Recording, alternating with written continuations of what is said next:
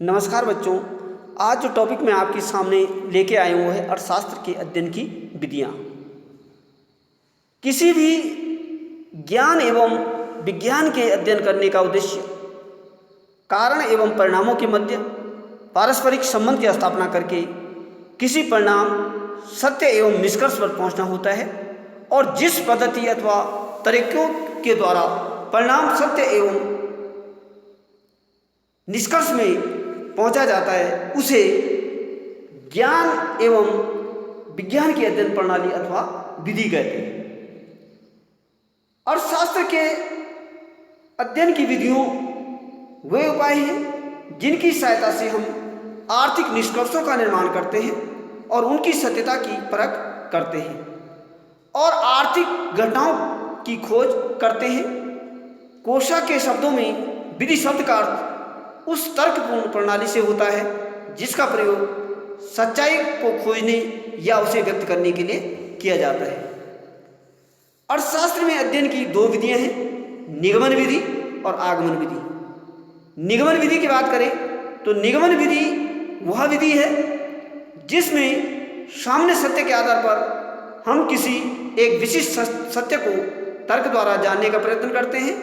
और सरल शब्दों में इस प्रणाली के अनुसार सर्वप्रथम हम मानव व्यवहार से संबंधित कुछ सर्वमान्य प्रचलित एवं निर्विवाद सत्यों को आधार मान लेते हैं और तत्पश्चात तर्क एवं विश्लेषण की सहायता से किसी विशिष्ट सत्य या नियम का प्रतिपादन कर दिया जाता है। संक्षिप्त में इस प्रणाली में हम सामान्य से विशिष्ट की ओर जाते हैं और इस विधि का प्रयोग परंपरावादी अर्थशास्त्रियों जैसे एडम स्मिथ, रिकार्डो तथा न परंपरावादी अर्थशास्त्रियों जैसे वाल्रस, मेंजर्स आदि तथा आदिम अर्थशास्त्री रॉबिन्स, फ्रीडमैन आदि ने किया है।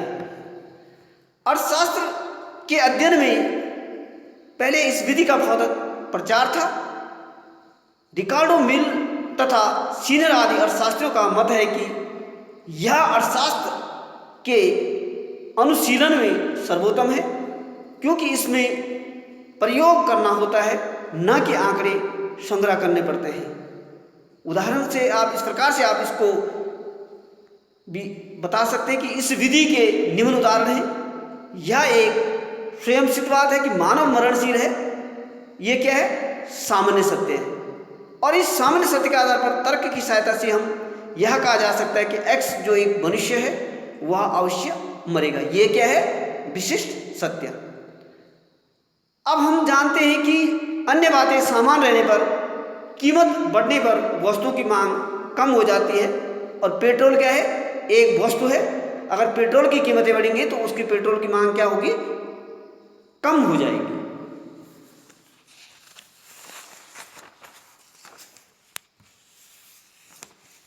दूसरी बात करें आगमन विधि। आगमन विधि भी आर्थिक नियमों का निर्माण करने के लिए एक महत्वपूर्ण तथा लोकप्रिय विधि है। और इस विधि को जो है हम प्रयोगात्मक विधि, ऐतिहासिक विधि या विश्लेषणात्मक विधि, सांख्यिकी विधि या अनुभव के बाद की विधि भी हम कह सकते हैं।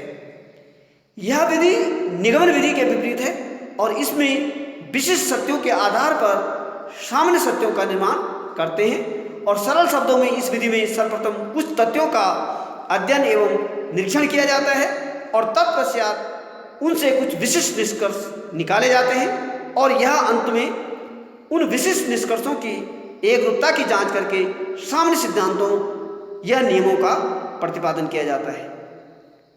संक्षिप्त में इस विधि में हम विशिष्ट से सामान्य की ओर जाते हैं। जैसे हम देखते हैं कि राम एक मनुष्य है और वह मरणशील है, श्याम एक मनुष्य है और वह भी मरणशील है। तो राम और श्याम दोनों क्या है? मरणशील है। ये क्या है? विशिष्ट सत्य। और इस विशिष्ट सत्य के आधार पर तर्क की सहायता में हम कह सकते हैं कि मनुष्य क्या है? मरणशील। तो ये क्या है? सामान्य सत्य है। दूसरा, आप इस प्रकार से दूसरा उदाहरण दे सकते हैं कि जब बाजार में पेट्रोल का मूल्य घट जाता है तो तब पेट्रोल की खरीद करने वाले ग्राहकों की संख्या में क्या होती है? वृद्धि होती है। तथा पेट्रोल की अधिक मात्रा खरीदी जाती है। यह क्या है? विशिष्ट सत्य, जिसे हमने अनुभव के आधार पर ज्ञात किया। अतः हम इस विशिष्ट सत्य के आधार पर सामान्य सत्य निकाल सकते हैं कि वस्तु के मूल्य गिरने पर क्या होते हैं, इसकी मांग जो है बढ़ेगी। तो ये जो है आपकी आगमन विधि होगी। निगमन विधि की अवस्थाओं की बात करें तो निगमन विधि की 3 अवस्थाएं हैं, मान्यताएं। इस विधि में सबसे पहले आर्थिक व्यवहार के किसी महत्वपूर्ण पहलू के संबंध में मान्यताएं स्थापित की जाती हैं। दूसरा क्या है? तर्क। आर्थिक व्यवहार की मान्यताओं के आधार पर तर्क द्वारा निष्कर्ष निकालने के लिए गणित की भी सहायता की जाती है। तीसरा क्या है? सत्यता की जांच। तर्क द्वारा जो निष्कर्ष निकाले जाते हैं उन्हें वास्तविक जीवन में लागू करके जांच की जाती है। तो ये आपकी निगमन विधि की क्या है? 3 अवस्थाएं। अब बात करें कि आगमन विधि की अवस्थाएं। प्रोफेसर क्लार्क के अनुसार आगमन विधि की 3 अवस्थाएं इस प्रकार हैं। सबसे पहले क्या है? तथ्यों का एकत्रीकरण। इस विधि में पहले किसी आर्थिक व्यवहार के विषय में तथ्य एकत्रित किए जाते हैं और तथ्य एकत्रित करने के मुख्य उपाय 2 हैं, प्रयोग द्वारा और सांख्यिकी द्वारा। दूसरा है परिकल्पना का निर्माण। किसी समस्या की संभावित व्याख्या को परिकल्पना कहते हैं और आगमन विधि में तथ्यों को एकत्रित करने के पश्चात उनके आधार पर परिकल्पना का निर्माण किया जाता है और जिसके आधार पर तर्क द्वारा निष्कर्ष निकाले जाते हैं। तीसरा बात करें सत्यता की जांच। आगमन विधि की तीसरी अवस्था में निष्कर्षों को वास्तविक जीवन में लागू करके उनकी सत्यता की जांच की जाती है। अर्थशास्त्र में आगमन विधि का प्रयोग की बात करें तो इस विधि का महत्व अर्थशास्त्र के अध्ययन में बहुत अधिक है और माल्थस का जनसंख्या सिद्धांत इसी विधि के आधार पर बना है और पूंजी का संचय नियम डॉक्टर एंजेला का उपभोग नियम तथा मांग का नियम भी इसी विधि की जो है क्या है? उपज है। तो आज के लिए इतना ही।